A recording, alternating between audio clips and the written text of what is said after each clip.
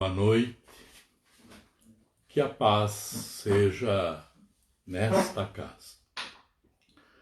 Quarta-feira, nós, da Sociedade Espírita de Auxílio Fraternidade de Juí, Rio Grande do Sul, mais uma vez nos encontramos reunidos assim, pela tecnologia, para refletirmos sobre temas do Evangelho segundo o Espiritismo, conforme sempre fazemos nestes dias, atendendo às recomendações dos órgãos de saúde, atendendo às determinações da legislação do município de Ijuí e, acima de tudo, atendendo à determinação de nós espíritas, fazemos todo o esforço possível para andarmos dentro da lei. Não nos reunimos em nossa casa e estamos transmitindo estas reflexões a partir dos nossos lares. No dia 9 de março de 1858, nas reuniões mediúnicas, chamaremos assim, promovidas pelo codificador da doutrina espírita Allan Kardec, ainda nascente a doutrina, que trazia com aquilo que outros espíritos já haviam respondido e que também residiam no mesmo planeta, sendo elas coincidentes. Das várias perguntas que o codificador faz, ele pergunta a respeito do clima, se o clima variava nas latitudes do planeta, como aqui na Terra. E ele responde, não, a temperatura é amena, sempre igual. Pergunta a ele que se não tem vulcões, e ele disse que não sofre o globo as nossas revoluções, como aqui, as perturbações que aqui acontecem. Pergunta a respeito das flores, se são semelhantes às nossas, sim, porém muito mais belas. Pergunta a respeito da organização social, se existem diferenças na sociedade. Eles respondem que sim, mas aqui a diferença é pelo conhecimento, pela perfeição de cada um dos espíritos. Pergunta se há leis. Sim, existem leis. Há leis penais, não existem crimes. Pergunta a respeito da condição material, se existem pessoas que têm o supérfluo e outras que lhe faltam o necessário. E ele disse que não, absolutamente, e que se alguém, porventura, tivesse pouco, outro que tivesse mais, com ele dividiria aquilo que tinha. Pergunta se esses que possuem menos não se consideram infelizes. Ele responde não, pois não há inveja. Pergunta a ele a respeito dos homens, das pessoas, se assemelham a nós. Sim, é esta a formação do homem em todas as partes, mas que são maiores, são mais belos, mais bem proporcionados. Diz ele que o corpo é como o molde do seu espírito, é belo aonde ele é bom. O invólucro, o envoltório é digno do espírito, não é mais para ele uma prisão. Ora, para nós, que vivemos aqui nessa prisão do corpo físico, e momentos como hoje que vivemos em que a nossa prisão se encontra presa, para que não seja mais ainda agredida na sua fragilidade por essa invasão microbiana que acontece neste momento. Pergunta Kardec a ele a respeito das atividades dos homens. E ele diz que investiria muito tempo falando sobre isso, mas que a maior ocupação é irem aos planetas inferiores, incentivar os espíritos à perseverança no bem. Ele já havia dito a respeito dos desenhos que ele produziu através de um médium, que mostrava as residências lindas, admiráveis, e perguntaram por que ele havia feito esses desenhos. Ele disse: para incentivar-vos a se tornarem melhores. Então, refletindo a respeito desta vida que ele descreve, da condição dos moradores, aquela expressão que muitas vezes usamos, nos vem à memória quando nos falam de uma vida assim, serena, tranquila, de dizer: é a vida que eu pedi a Deus. Mas, em verdade, esta é a vida que Deus reserva para todos nós. Na medida em que nós nos tornemos merecedores de alcançar esta condição, de termos conquistado nos nossos esforços o direito de vivermos em planetas desta condição de evolução muito superior a este em que nós vivemos, e que mesmo que se encontra nesta migração para um mundo de regeneração, ainda um mundo de regeneração é muito inferior a este mundo, este planeta como Júpiter, e que também ainda está muito abaixo dos mundos mais felizes que por aí existem. Mas, lembrando desta vida e da maneira de como chegaríamos a esta condição, nós voltamos à primeira pergunta que o codificador Kardec fez ao espírito Palissy. Ele perguntou-lhe: quando morreu, aonde te encontrou? Aonde te encontravas? E ele disse: quando te encontravas, quando deixou a terra. Nela ainda permaneci por muito tempo. E fala de uma encarnação num corpo feminino, a última antes de ir reencarnar-se em Júpiter. E aí comprova mais uma das verdades que a doutrina nos ensina, que é a de que todos nós encarnaremos nos dois polos da sexualidade, porque nesse caminho para a perfeição precisamos conhecer tudo de tudo. Pois bem, nesta narrativa que o Espírito faz, e na resposta a esta pergunta, é que nós chegamos nos temas de estudo da noite de hoje.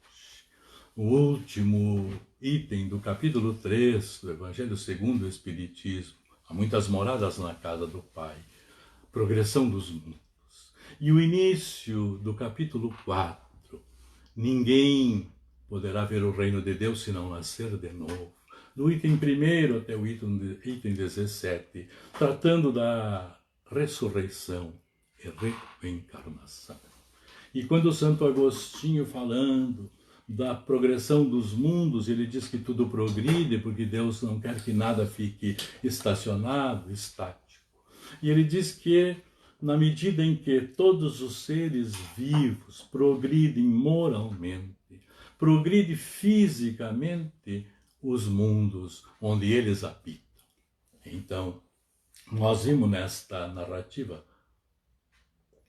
de Bernard Palissy como progride e como progrediu aquele mundo onde estão estes espíritos moralmente mais desenvolvidos. E quando descreve aquele planeta, vem-nos também a lembrança de que parece o céu tão comentado, parece aquela fala do Cristo quando ele diz do reino de Deus. Mas daí lembramos-nos, está lá na lição do Evangelho, da fala do Cristo com Nicodemos, está em João, no 3º capítulo. Inicia contando que Nicodemos, um dos maiorais do Sinédrio, ele vem procurar o Cristo e diz: mestre, e sabemos que és mestre vindo de Deus, porque ninguém faria os sinais que fazes se Deus não estivesse com ele.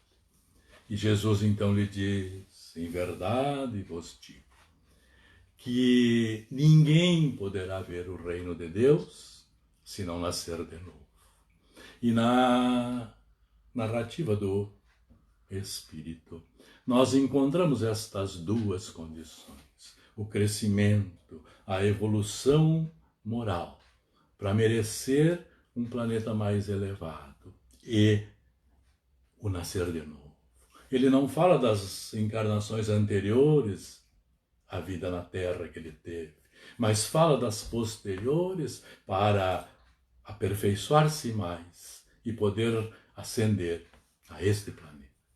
E se nós, então, vamos olhar em O Livro dos Espíritos, na sua segunda parte, no segundo capítulo, quando fala da encarnação, e ali o codificador pergunta qual o objetivo da encarnação dos Espíritos.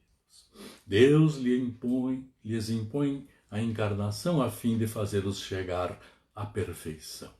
Para uns a expiação, para outros missão. Mas, para chegar a essa perfeição, é necessário enfrentar todas as vicissitudes da vida corporal. E é nisso que está a expiação. Visa outro fim ainda a encarnação, a de pôr o espírito em condições de cumprir com a parte que lhe toca na obra da criação. E é para isso que toma o espírito em cada mundo um instrumento de harmonia com a matéria essencial daquele mundo para daí, daquele ponto de vista, cumprir as ordens de Deus. É assim que, contribuindo para o bem geral, ele próprio se adianta. Na medida, recordando o que diz Santo Agostinho, quando progride moralmente, progride o mundo em que habita. Então, na medida em que nós, os homens, contribuímos para o bem geral, para a ordem geral, nós vamos nos adiantando. Mas, refletindo sobre o que conta o Espírito a respeito dos moradores de Júpiter. Ora, nós conhecendo a nós mesmos, quantas vezes tomamos atitudes, levados, dominados pelas paixões e que nos aproximam muitas vezes da animalidade. Mas todos nós, com certeza absoluta, já tomamos atitudes em nossas vidas, e não poucas, que nos levam muito próximos da angelitude. Imaginemos se tivéssemos a força de ânimo para mantermos-nos nesta condição, destas ações, que nos aproximam da angelitude e que nos fazem muito bem, fazem com que nos sintamos muito bem. Como seria a nossa vida? E como seria a vida no nosso planeta se todas as pessoas agissem da mesma maneira?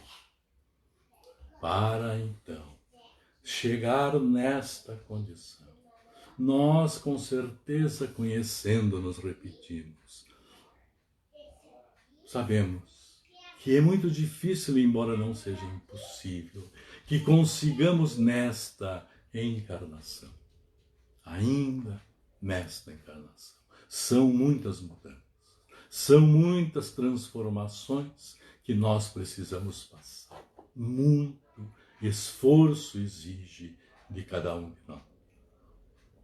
Então, ainda na segunda parte do Livro dos Espíritos, na questão 166, da pluralidade das existências, a pergunta do codificador é: como pode a alma que não conseguiu alcançar a perfeição numa existência corpórea acabar de depurar-se, sofrendo a prova de uma nova existência? E como se dá essa nova existência? Será pela sua transformação como espírito? Depurando-se, a alma indubitavelmente passa por uma transformação. Mas, para isso, lhe é necessário a prova da vida corporal. Assim é que, nestas lutas terrenas, neste envolvimento nós na vida corpórea com a matéria, é que nós vamos nos elevando, que nós vamos progredindo, de encarnação em encarnação. Porque quando falamos então da reencarnação, como falamos da pluralidade das existências, e o codificador pergunta, quer dizer que as almas têm muitas existências? Sim, todos nós as temos. E é nestas encarnações que nós vamos trabalhando a nossa melhor, observando quando no mundo espiritual os acertos, os equívocos, retornando à vida física para trabalhar no aperfeiçoamento. Só a reencarnação faz com que a justiça divina brilhe de uma luz intensa. Porque sem a reencarnação, como que nós poderíamos compreender as tantas diferenças, as tantas situações distintas que cada um de nós vive? E observe, assim é que a reencarnação é uma das maiores bondades do Criador, permitindo-nos a oportunidade de nos refazermos. Se nós terminamos a encarnação e não conseguimos aperfeiçoar-nos, depurar-nos, que passaria conosco? Condenados ao fogo eterno? Com certeza que não. Nova oportunidade se vem, nova oportunidade nos é dada. E a velocidade com que nós chegaremos a estes mundos mais desenvolvidos, ou até para permanecer na Terra que passa por essa transformação, depende de cada um de nós, da nossa dedicação, dos nossos esforços. Ora, lá no Evangelho, ele traz o codificador muitas passagens onde Jesus deixou claríssimo, além desta da fala com Nicodemos, a reencarnação. Quando ele não discorda de os discípulos dizerem que o povo dizia que ele deveria ser um dos profetas ressuscitados. A palavra reencarnação não existia. Falavam-se em ressurreição, ressurgir. Mas há uma diferença muito significativa de ressurgir na carne ou ressurreição da carne. Mostra-nos a ciência, mostra-nos a reflexão nossa de que a ressurreição da carne não é possível. Aqueles que ainda creem nisso, quando colocados com esta definição, com esta comprovação que a ciência traz, porque o corpo que usamos se desfaz, as moléculas, os átomos vão contribuir, como diz o espírito Torres Pastorino, em outras expressões da forma. Como poderia juntar-se outra vez? Para Deus, tudo é possível. Claro que para Deus tudo é possível. Mas não seria imaginável que Deus derrogasse as suas próprias leis e trouxesse para todos nós uma insegurança. Porque o que faz com que nós nos determinemos a trabalhar no nosso progresso é a certeza da imutabilidade das leis divinas. No livro Narrações do Infinito, Camille Flammarion, um dos grandes nomes da doutrina espírita nascente, e traz as histórias contadas pelo espírito Lumen, e o que ele diz não trazemos aqui para condenar, criticar ou ironizar a crença de ninguém, mas para deixar muito mais claro aquilo que nos ensina a doutrina espírita, que é a fé raciocinada. Porque há coisas que o raciocínio colocado completamente prova a incapacidade de que ocorram. Então diz o Espírito que nós somos formados da poeira daqueles que viveram antes de nós.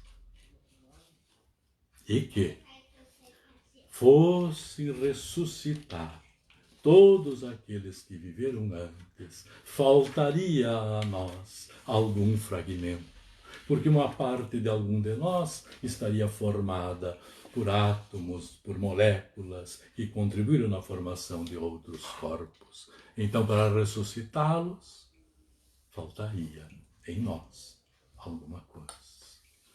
Assim, a impossibilidade. Mas a reencarnação é que vai nos conduzir passo a passo, no ritmo em que nós determinarmos para o crescimento, para a melhoria, para nós podermos um dia estarmos nos mundos mais felizes e observando os dias de hoje, a situação em que nós estamos passando, a aflição que atinge a muitos corações, a preocupação que leva aos corações de tantos. Nós vemos a ciência médica envolvida na busca de um medicamento que contenha esta invasão microbiana, ou que leve à cura aqueles que já sofreram em seus organismos a invasão. Quando nós observamos tudo isso, quando o medo da desencarnação chega a muitos, e nós lembramos da história trazida pelo Espírito Bernard Palissy, quando perguntado, há doenças em Júpiter? E ele diz, não estão sujeitos aos vossos males, não há mais enfermidades físicas, não há necessidade de passar por estas enfermidades.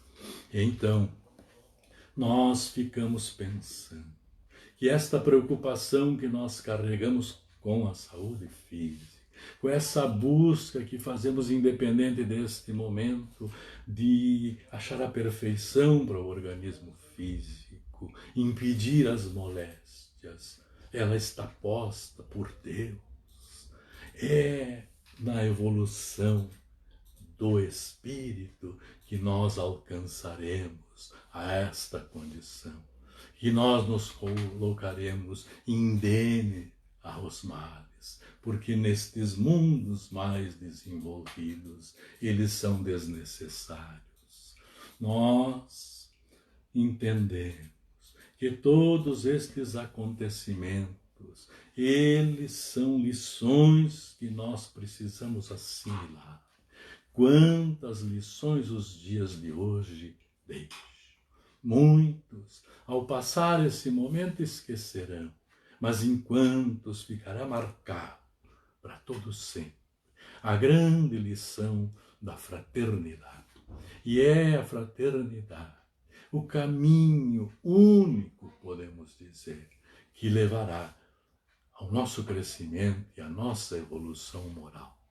Não há hoje outro caminho que não seja o cuidarmos uns dos outros, atendermos a necessidade uns dos outros, para que juntos resistamos a este momento, sobrevivamos a esta dificuldade. Quando nós lemos nos noticiosos que uma das ações que a ciência médica propõe, e a ciência fundamental é tão importante nas nossas existências, mas quando ela diz que usar o plasma sanguíneo daqueles que já venceram a enfermidade, injetando naqueles que a têm, o organismo então trabalhará para combater o mal. Nós vemos acionar-se o sistema imunológico. E quem criou o nosso sistema de defesa, de autodefesa? Quem criou esta condição? Então, por que nós nos afastamos tanto, julgando que a nossa inteligência seja superior a tudo? Nos afastamos de Deus, da lei de Deus.